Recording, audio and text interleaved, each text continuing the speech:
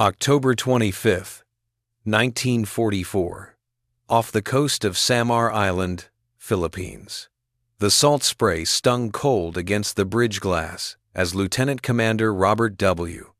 Copeland, commanding officer of the USS Samuel B. gripped the rail and watched the horizon blacken with the silhouettes of Japanese battleships.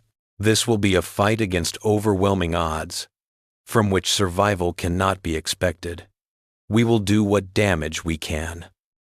Through the smoke and rain squalls sweeping across the Philippine Sea, he had just witnessed the impossible. Admiral Kurita's center force, 4 battleships, 6 heavy cruisers, 2 light cruisers, and 11 destroyers bearing down on the unprotected escort carriers of Taffy Three, the only thing standing between the Japanese fleet and the invasion beaches at Leyte Gulf. The USS Samuel B. was a John C. Butler-class destroyer escort, hull number DE-413, commissioned on April 28, 1944, at the Brown Shipbuilding Company in Houston, Texas.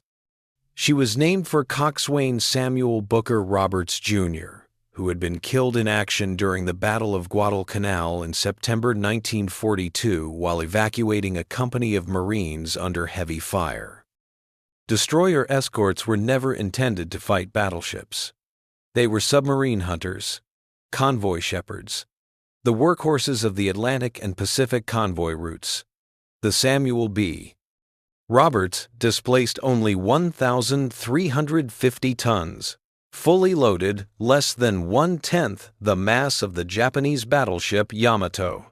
She measured 306 feet in length, 37 feet at the beam, and drew just 11 feet of water.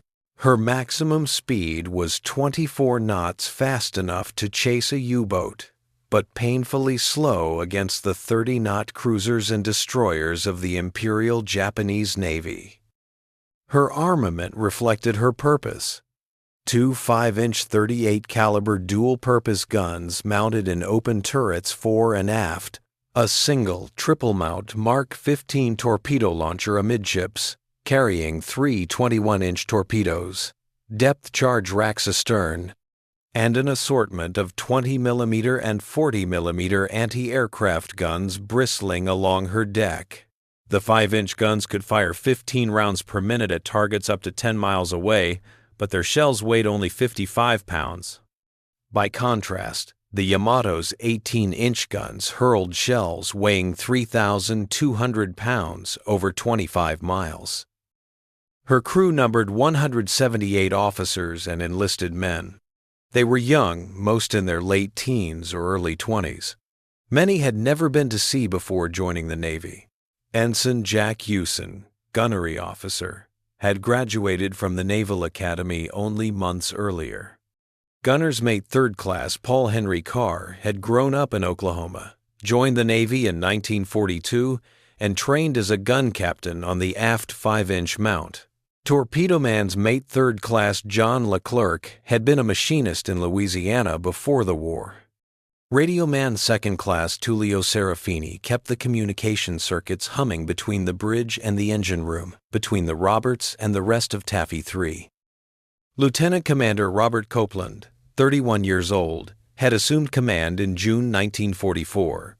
He was a 1934 Naval Academy graduate, soft-spoken but resolute, a man who had spent years in the peacetime Navy learning seamanship and navigation, never imagining he would one day order his tiny ship to charge a battleship line.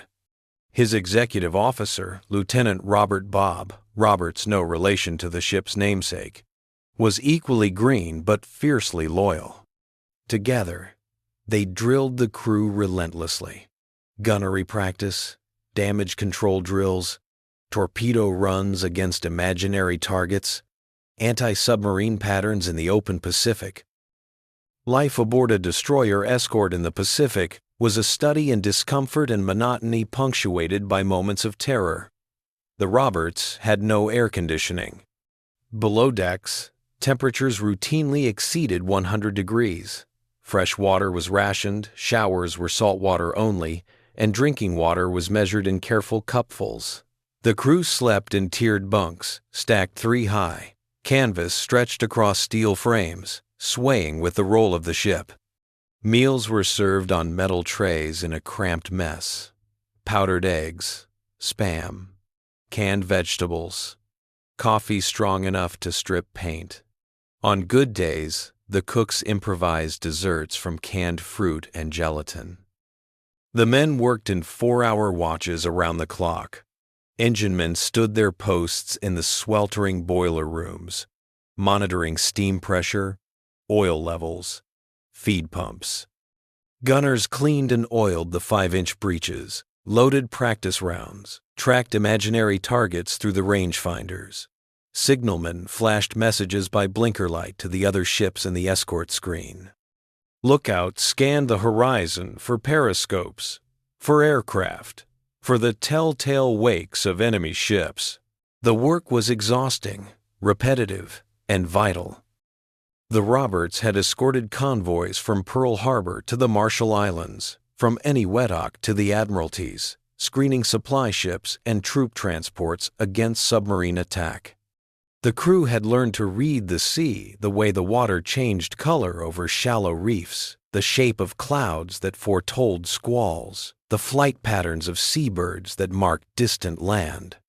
They had learned to sleep through the clanging of the general alarm, to dress and reach their battle stations in under 2 minutes, to trust their lives to the men beside them. On October 18, 1944, the Samuel B. Roberts joined Escort Carrier Group 77.4.3 callsign Taffy Three off the coast of Leyte Island. Taffy Three consisted of 6 escort carriers: Fanshawe Bay Street, Low, White Plains, Callinan Bay, Kitcoon Bay, and Gambier Bay, 3 destroyers, Hull, Heerman, and Johnston, and 4 destroyer escorts, Samuel B, Roberts, Dennis, John C, Butler, and Raymond. The escort carriers, jeep carriers, or baby flat tops, were converted cargo ships, slow and lightly armored, designed to provide air support for amphibious landings. Each carried 28 aircraft, Wildcat fighters, and Avenger torpedo bombers. Rear Admiral Clifton Ziggy Sprague commanded Taffy Three from the Fanshawe Bay. He was a career aviator, a pragmatist who understood that his carriers were not warships, but floating airfields, dependent entirely on their escorts for protection. He trusted his destroyer and destroyer escort captains to buy time, to make smoke, to do the impossible if the Japanese surface fleet broke through Admiral Halsey's main battle line. For a week, Taffy Three steamed lazily off Samar, launching airstrikes against Japanese positions on Leyte, recovering aircraft, refueling, repeating the cycle. The sea was calm. The weather was clear. Intelligence reports suggested that Admiral Kurita's center force had been crippled by submarine and air attacks in the Sibuyan Sea on October 24th. The crew of the Roberts settled into the rhythm of routine patrols, unaware that Kurita had reversed course during the night and was now steaming at full speed through San Bernardino Strait, headed directly for Taffy Three. At 0645 on October 25th, the lookouts on the Fanshawe Bay spotted anti-aircraft bursts on the northern horizon. Minutes later, the distinctive pagoda masts of Japanese battleships rose into view. Kurita had achieved complete surprise. Admiral Halsey's Third Fleet, including all 6 of the fast battleships and 8 fleet carriers, had been lured north by a Japanese decoy force. Taffy Three was alone. At 0658, Admiral Sprague ordered Taffy Three to come about to course 090, heading east at flank speed, and to launch all available aircraft. The escort carriers could make 17 knots in a calm sea, woefully inadequate against Kurita's battleships and cruisers, which could sustain 28 to 30 knots. Sprague ordered the destroyers and destroyer escorts to lay smoke and prepare for torpedo attacks. On the bridge of the Samuel B. Roberts, Lieutenant Commander Copeland studied the enemy formation through binoculars. The Japanese ships were massive, impossibly close, their turrets already swinging toward the fleeing carriers. Copeland turned to his executive officer. "All ahead flank. Make smoke. Prepare to attack with torpedoes." The boilers roared. Black, oil-fed smoke poured from the Roberts' single stack, merging with the chemical smoke from canisters on the fantail. The little destroyer Escort heeled hard to port, her hull shuddering as she worked up to 24 knots, spray flying over the bow. The 5-inch gun crews loaded high-explosive shells and waited for the range to close. At 0720, the Japanese heavy cruisers opened fire. 14-inch and 8-inch shells screamed overhead, sending up towering geysers of dyed water, red, green, yellow, each cruiser using a different color to spot its own fall of shot. The carriers jinked frantically, weaving through the splashes, their fragile flight decks exposed to plunging fire. One hit would be catastrophic. The destroyers Hull, Heermann, and Johnston charged north into the teeth of the Japanese fleet, laying smoke, firing their 5-inch guns at maximum elevation, launching torpedoes at ranges inside 7,000 yards. The Johnston, commanded by Commander Ernest E. Evans, closed to within 5,000 yards of the heavy cruiser Kumano and fired a full spread of 10 torpedoes. One struck Kumano's bow, blowing off 40 feet of her forward hull and forcing her out of formation. The Samuel B. Roberts followed in the destroyer's wake, her crew at battle stations, adrenaline and fear coursing through every compartment. Copeland knew his torpedoes were his only chance to do real damage, 3 fish, aimed true against the biggest ships in the world. But to get within range, he would have to survive the gauntlet of Japanese fire. At 0735, Copeland gave the order. Right full rudder. Steady on course. 340. Stand by to fire torpedoes. The Roberts broke out of the smoke screen, accelerating toward the Japanese cruiser column. The forward 5-inch gun opened fire, the crack of the gun ringing across the deck, the smell of cordite thick in the air. The range was 12,000 yards long for a 5-inch gun, but Gun Captain Carr and his crew were firing blind, hoping to distract the enemy to draw fire away from the carriers. The Japanese responded with a storm of shells.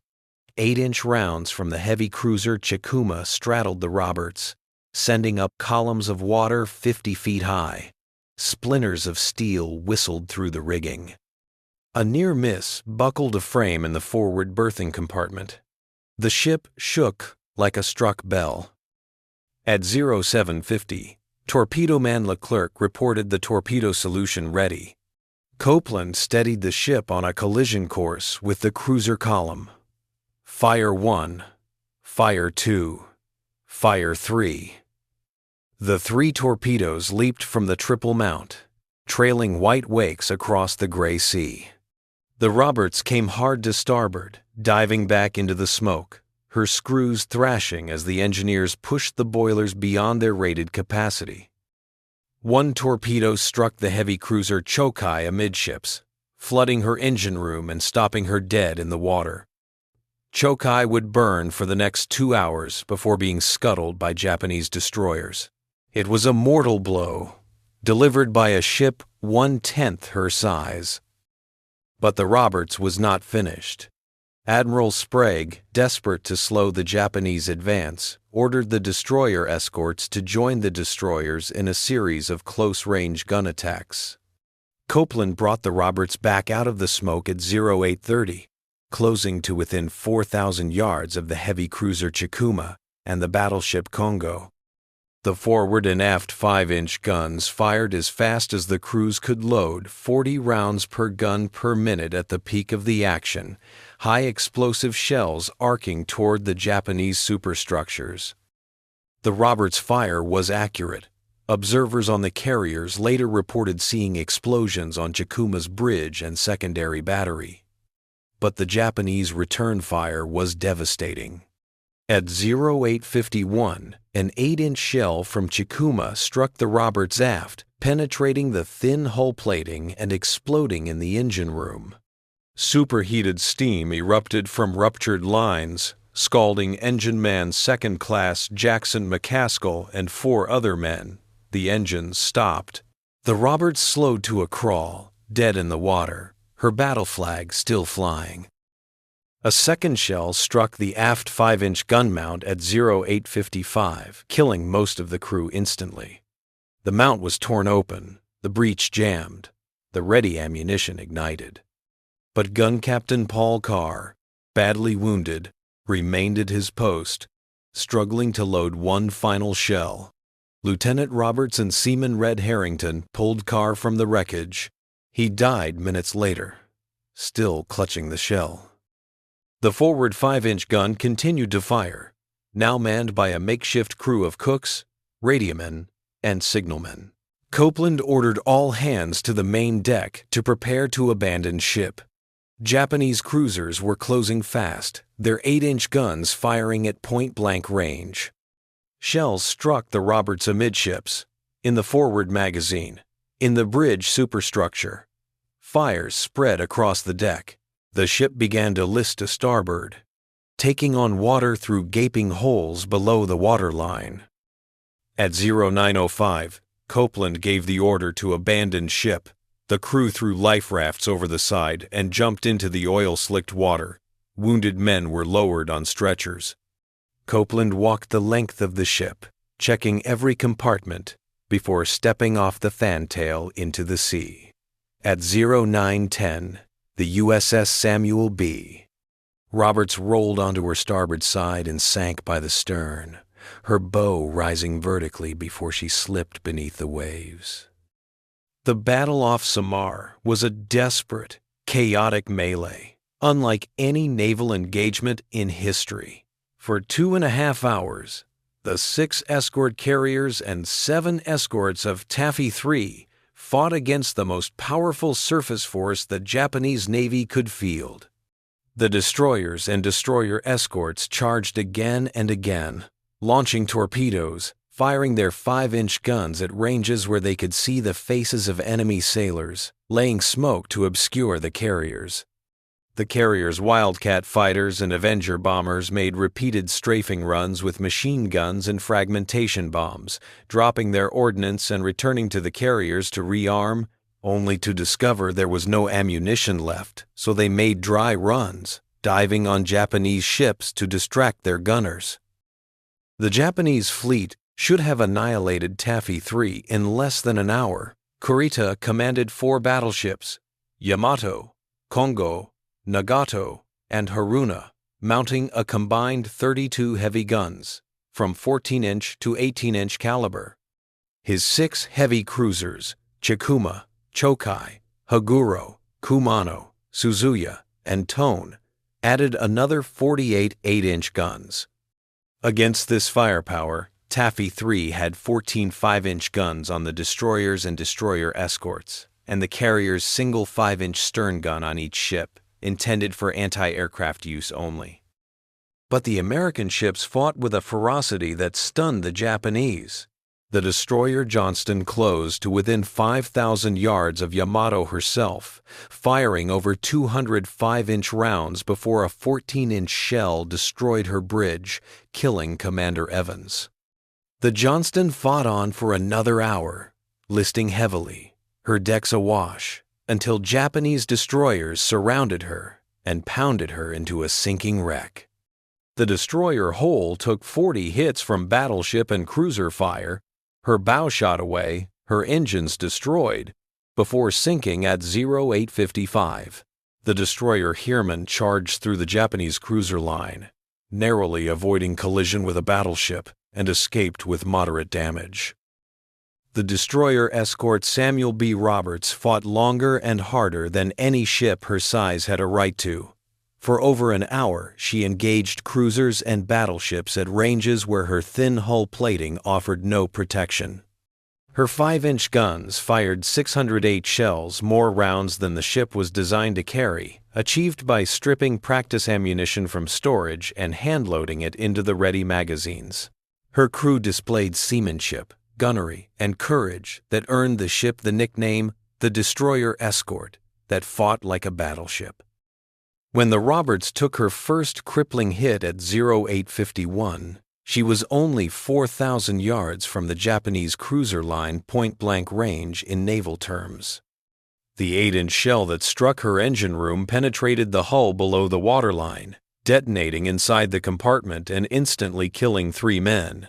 The explosion ruptured the main steam line, releasing a jet of superheated steam at 600 pounds per square inch. Engineman Jackson McCaskill, Fireman First Class Norbert Brady, and Fireman Second Class Elbert Norsworthy were caught in the blast. McCaskill and Brady died within seconds, their skin seared away. Norsworthy, blinded and burned over 80% of his body, stumbled to the ladder and climbed topside before collapsing. He would die later that day in the water. Lieutenant Everett Roberts, the engineering officer, no relation to the ship's namesake or executive officer, was blown across the compartment by the explosion. He regained consciousness in darkness. The emergency lighting shattered, steam hissing from a dozen broken pipes. He felt his way to the engine controls and shut down the boilers, preventing a catastrophic explosion. Then he climbed the ladder, his hands blistered, his uniform soaked in oil and blood. On deck, the aft 5-inch gun mount was a scene of carnage. Gun Captain Paul Carr, 24 years old, had been standing at the breech when the Japanese shell struck. The blast tore open the mount's thin armor plating and detonated the ready ammunition. 4 of the 5-man crew were killed instantly. Carr, his abdomen torn open by shrapnel, fell against the breech. The gun was jammed, unable to fire, but 1 shell remained in the loading tray. Lieutenant Bob Roberts and Seaman Red Harrington reached the mount seconds later. They found Carr alive, conscious, cradling the 55-pound shell in his arms, trying to lift it into the breech. "Leave me alone," Carr said. "I have to get this round off." His intestines were exposed, held in place by his left hand. He was dying, and he knew it, but he was determined to fire 1 more shot. Lieutenant Roberts and Harrington pulled Carr from the mount, gently but firmly. They carried him to the main deck and laid him on a life raft. Pharmacist's mate 3rd class, Richard Rohde, knelt beside him, pressing a compress to the wound, knowing there was nothing more he could do. Carr looked up at Roberts. "Did we get the cruiser?" he asked. Roberts nodded. "We got her, Paul. We got her." Carr closed his eyes. He died minutes later, still clutching the shell. Carr's Medal of Honor was approved posthumously. His citation reads, "For conspicuous gallantry and intrepidity, at the risk of his life above and beyond the call of duty, while serving as gun captain of an after-gun mount aboard the USS Samuel B. Roberts during action against major units of the Japanese fleet off Samar Island on 25 October 1944, when his mount received a direct hit, killing or seriously wounding all crew members except himself. Carr, although mortally wounded, remained at his station and attempted to load and fire 1 more round before he collapsed. On the bridge, Lieutenant Commander Copeland had no illusions about his ship's fate. The Roberts was taking hits every 30 seconds. Fires burned out of control amidships. The list to starboard increased steadily as water flooded the ruptured compartments. The forward 5-inch gun, still firing, was manned by volunteers who had never trained on the weapon cooks, signalmen, a radio man, a torpedo man. Ensign Jack Hewson directed their fire, calling out ranges and bearings, loading shells himself when the ammunition passers were killed. At 0903, a Japanese cruiser, likely Chikuma or Tone, closed to within 3,000 yards and fired a full broadside at the Roberts. 4 8-inch shells struck the ship in rapid succession.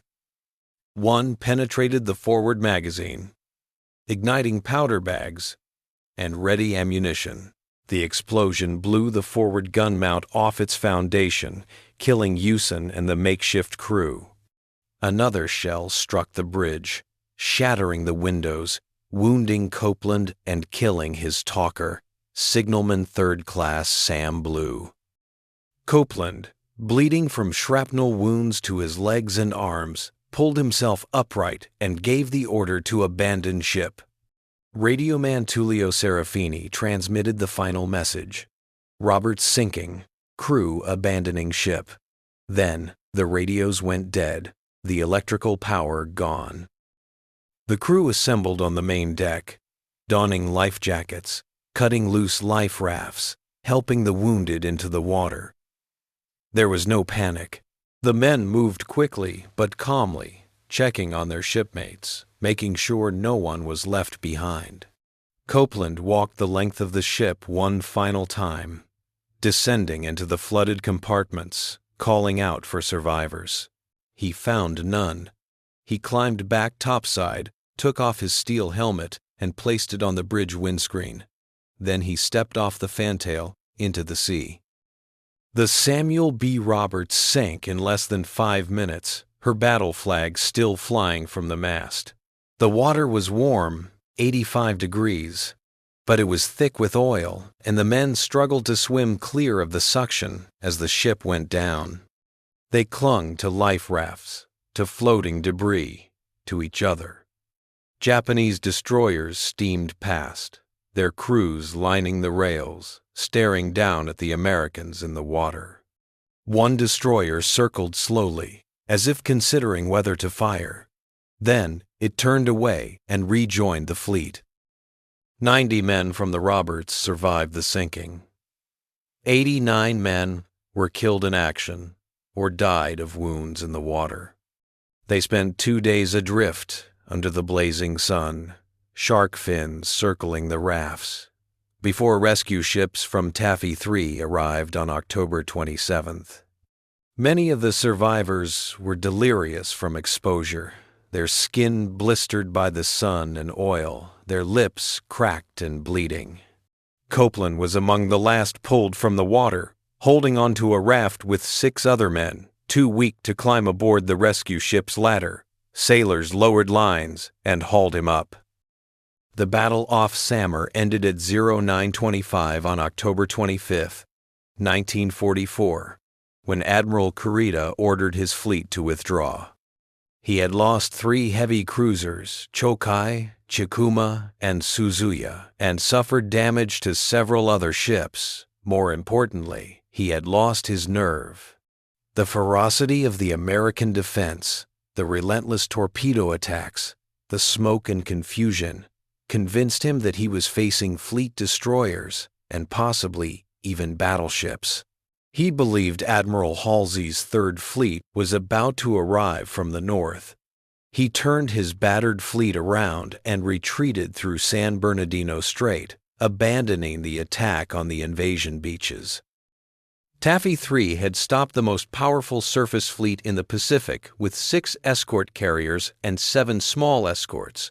The cost was staggering. The escort carrier Gambier Bay was sunk by gunfire from Japanese cruisers, the only U.S. carrier lost to surface action in the entire war. The escort carrier Street Low was sunk by the first organized kamikaze attack, struck by a Zero loaded with explosives. The destroyers Johnston and Hole and the destroyer escort Samuel B. Roberts were sunk by gunfire. Over 1,000 American sailors and airmen were killed. The official action report filed by Rear Admiral Sprague described the battle in stark terms. The enemy fleet had overwhelming advantage in speed, firepower, and protection. Our destroyers and destroyer escorts were ordered to attack with torpedoes and guns in a desperate attempt to delay the enemy advance. They charged into point-blank range and engaged major units without hesitation. Their sacrifice saved the carriers and the landing force at Leyte. Lieutenant Commander Robert Copeland was awarded the Navy Cross for his actions in command of the Samuel B. Roberts. The citation reads, "For extraordinary heroism as commanding officer of the USS Samuel B. Roberts during action against major units of the Japanese fleet off Samar Island on 25 October 1944. With his ship under attack by overwhelming enemy forces, Copeland pressed home repeated torpedo and gun attacks at point-blank range, inflicting severe damage on enemy cruisers despite devastating return fire. His courage, skill, and devotion to duty were in keeping with the highest traditions of the United States Naval Service. Gun Captain Paul Carr received the Medal of Honor posthumously. Engineman Jackson McCaskill and Fireman Norbert Brady received the Navy Cross posthumously. 15 other members of the crew received Silver Stars, Bronze Stars, or Navy and Marine Corps medals for valor in action. The wreck of the USS Samuel B. Roberts remained lost for over 75 years. In June 2022, a team of underwater explorers led by Victor Vescovo located the wreck at a depth of 22,916 feet, the deepest shipwreck ever discovered. Video footage showed the ship resting upright on the seafloor, her hull crushed by the immense pressure but her structure largely intact. The forward 5-inch gun mount was still in place, trained to starboard. The battle flag, though tattered, was still attached to the mast. The discovery brought renewed attention to the battle off Samar and the sacrifice of Taffy Three. Historians and veterans' families gathered for memorial services in Houston, Texas, where the Roberts had been built, and in Leyte Gulf, where the ship had fought and died. Copeland, who passed away in 1993 at the age of 80, had spent his later years speaking to school groups and naval audiences about the battle. He always emphasized the courage of his crew. "They were just kids," he said in a 1987 interview. "Most of them had never seen combat before, but when I gave the order to charge, not one man hesitated." The Navy named a new Oliver Hazard Perry-class frigate, USS Samuel B. Roberts, FFG-58, in 1986, carrying on the legacy of DE-413. FFG-58 served in the Persian Gulf during Operation Earnest Will in 1988, where she struck an Iranian mine and suffered severe damage, but was saved by her crew's damage control efforts. The frigate was decommissioned in 2015, but the name Samuel B. Roberts remains on the Navy's list of honored ships. The Presidential Unit Citation was awarded to Taffy Three in November 1944, recognizing the actions of all units in the group during the battle off Samar. The citation states, "For extraordinary heroism in action against powerful units of the Japanese fleet during the battle off Samar on 25 October 1944, silhouetted against the dawn sky, the ships of Task Unit 77.4.3 were suddenly taken under devastating fire by hostile cruisers and battleships at close range. Quickly laying down a heavy smokescreen, the gallant ships of the Task Unit launched a fierce counterattack, closing the enemy at high speed and expending their limited torpedo and gunfire with such devastating effect that several enemy vessels were severely damaged." Although grievously damaged by the overwhelming firepower of the hostile fleet, the valiant ships of the Task Unit fought on until the attack was broken off and the invasion beaches were saved. Survivors of the Roberts held annual reunions for decades after the war. They traveled to Leyte Gulf, to San Bernardino Strait, to the spot on the map where their ship had gone down. They placed wreaths in the water and saluted. They told stories about Gun Captain Carr, about Engineman McCaskill, about the cooks and signalmen who manned the forward gun when the trained gunners were dead. They remembered the boys who never came home. Jack Huson's mother received a letter from Lieutenant Commander Copeland in December 1944. "Your son was an exceptional officer," Copeland wrote. "He remained at his post directing fire control until the very end. He died doing his duty, and he saved lives by his courage. I wish I could have brought him home to you." Paul Carr's family received his Medal of Honor in a ceremony in Oklahoma City in 1946. His father, a World War I veteran, accepted the medal on behalf of his son. The citation was read aloud, describing Carr's final moments. His father wept openly. "He was always a good boy," he said. "He wanted to serve his country. I'm proud of him." The men of the Samuel B. Roberts had no illusions about their chances when they charged into battle on October 25, 1944. They knew their ship was outmatched, outgunned, and outnumbered. They knew they were likely to die.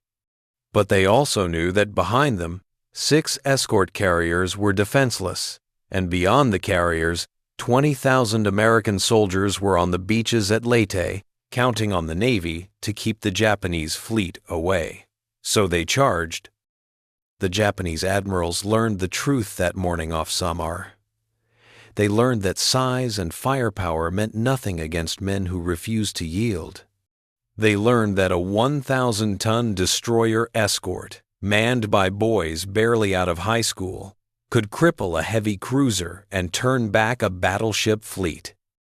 Lieutenant Commander Robert Copeland said it best in his final log entry, written weeks after the battle. "The crew of the Samuel B. Roberts fought with a courage and determination that I have never seen equaled. They faced impossible odds, and they never flinched. I am honored to have served with them." Their story must be remembered.